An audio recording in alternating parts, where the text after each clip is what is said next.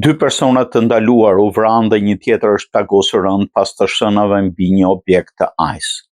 Një sulmues i armatosur me pushk hapi zjarr nga çatia e një ndërtese pranë objektit të AIS në Dallas të mërkurën, duke vrarë 2 të ndaluar dhe plagosur rënd një tjetër para se të jepte fund jetës së tij, thanë autoritetet.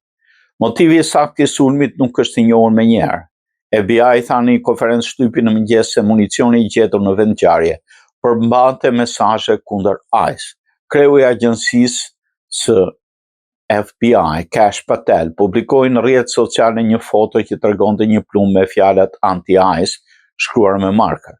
Sulmuesi hapi zjarr pa dallim ndaj ndërtesës së AIS, përfshirë dhe një furgon në zonën e hyrjes, ku qelluan viktimat, tha Departamenti i Sigurisë Kombëtare në deklaratë. I ndaluari që mbijetoi ishte në gjendje kritike në spital, njoftoi DHS. Duke folur në Karolinën e Veriut, vend sugjeroi se hetimet e para tregojnë se i dyshuari në të shtënat mbi objektin e AIS në Dallas ishte i motivuar politikisht. I dyshuari është identifikuar nga një zyrtar i rendit si 29 vjeçari Joshua John. Autoritetet nuk kanë dhënë detaje të tjera mbi motivin specifik, ndërsa Vance tha se hetuesit kanë mbledhur informacion shtesë që ende nuk është bërë publik.